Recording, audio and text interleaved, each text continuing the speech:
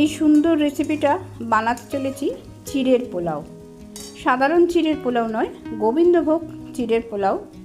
স্বাদে গন্ধে অতুলনীয় গোবিন্দভোগ চিড়ে।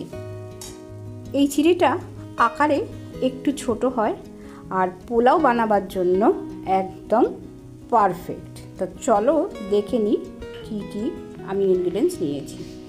চিড়ে এটা ভিজিয়ে রেখেছিলাম 1 ঘন্টা জল দিয়ে ধুয়ে, কিন্তু জল দিয়ে ভিজিয়ে রাখা নয়, জলটা ফেলে দিতে হয়। ঠিক এই রকম ঝরঝরে তৈরি হয়ে যাবে। 1 ঘন্টাও লাগে না, আধ ঘন্টার মধ্যে। আমি একটা ভাজি আগে থাকতে তৈরি করে রেখেছি। এটা বিনস, গাজর, আলু আর একটু ফুলকপি। একটু আদা কুচিয়ে নিয়েছি। আচ্ছা, একটু গোটা জিরে নিয়েছি গোটা গরম মশলা, এলাচ, দারচিনি, লবঙ্গ, 2 শুকনো লঙ্কা, 2 কাঁচা লঙ্কা, তেজপাতা ফোড়নের জন্য, আর সবার শেষে দেবার জন্য একটু ধনেপাতা। প্রথমে কড়াইতে রিফাইন্ড অয়েল নিয়ে একটু কাজু বাদাম, একটু চীনাবাদাম সবার প্রথমে একটু হালকা করে ভেজে নিচ্ছি, যেন পুড়ে কালো না হয়ে যায়। সামান্য লালচে রং ধরলেই কিন্তু বাদামগুলোকে তুলে নিতে হবে। আমার ইউটিউব পরিবার সমস্ত বন্ধুদের জানাই আন্তরিক শুভেচ্ছা। আশা করি সবাই ভালো আছো, সুস্থ আছো। কুমকুমের রান্নায় আজ দেখছো গোবিন্দভোগ চিড়ের পোলাও। এই চিড়ের পোলাও যে কোনো সময় কিন্তু খাওয়া যেতে পারে। ব্রেকফাস্ট, লাঞ্চ বা সন্ধ্যাবেলা টিফিন, কিংবা রাতের ডিনার, কিংবা কোথাও বেড়াতে গেলে টিফিন বক্স করে একটু এই চিড়ের পোলাও বানিয়ে নিয়ে চলে যাওয়া যায়। যেহেতু সবজি দিয়ে তৈরি হয়, তাই এই চিড়ের পোলাও একাই 100। এবার রিফাইন্ড অয়েলের মধ্যে প্রথমে শুকনো লঙ্কা আর কাঁচা লঙ্কাটা ফোড়ন দিয়ে দিলাম। এরপর একে একে জিরে, তেজপাতা, গোটা গরম মশলা, এলাচ, দারচিনি, লবঙ্গ ফোড়নে দিয়ে দেব। ফোড়নের খুব ভালো একটা অ্যারোমা তৈরি হওয়া অবধি কিন্তু অপেক্ষা করব। সেই অ্যারোমাটা তৈরি হওয়ার পরে সবার প্রথম দিয়ে দেব আদা কুচিয়ে রেখেছিলাম, সেই কুচানো আদাটা।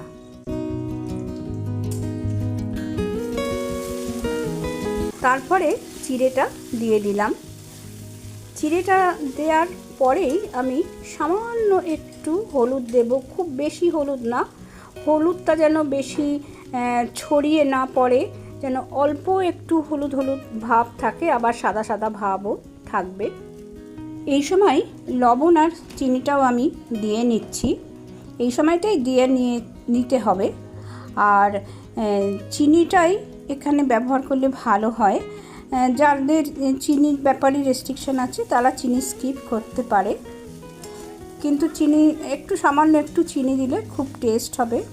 এবার আস্তে আস্তে ভালোভাবে পুরো চিড়েটার মধ্যে মানে সমস্তটা মিশিয়ে নিতে হবে।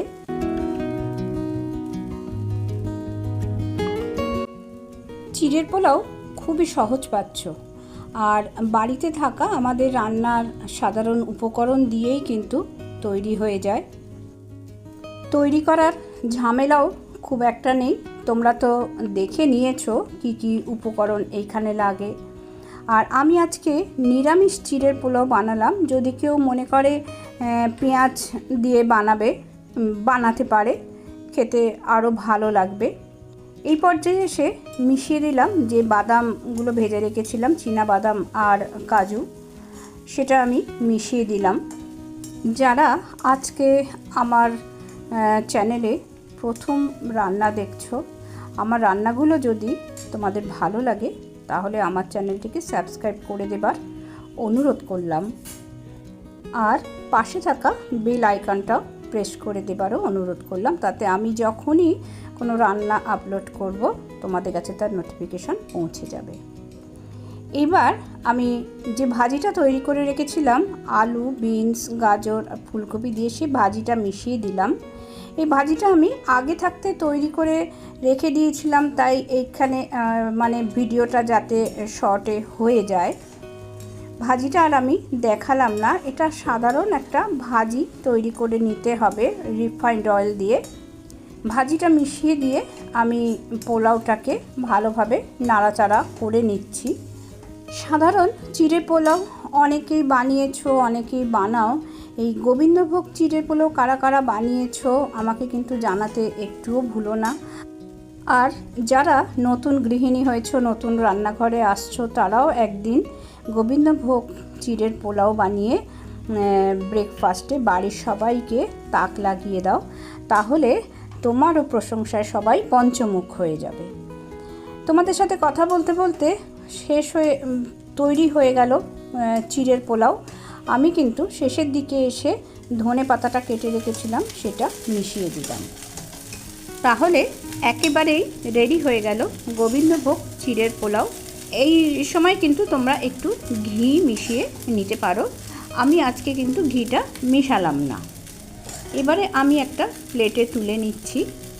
এত সুন্দর ফ্লেভার আসে, এত সুন্দর টেস্ট হয় এই গোবিন্দভোগ চিড়ের পোলাও। যদি বাড়িতে একবার তৈরি না করলে কিন্তু তোমরা একদমই বুঝতে পারছো না যে কতটা খেতে সুন্দর লাগে। সাথে চীনা বাদাম হোক, কাজু হোক, মুখে পড়লে আরও সুন্দর টেস্ট হয়ে যায়।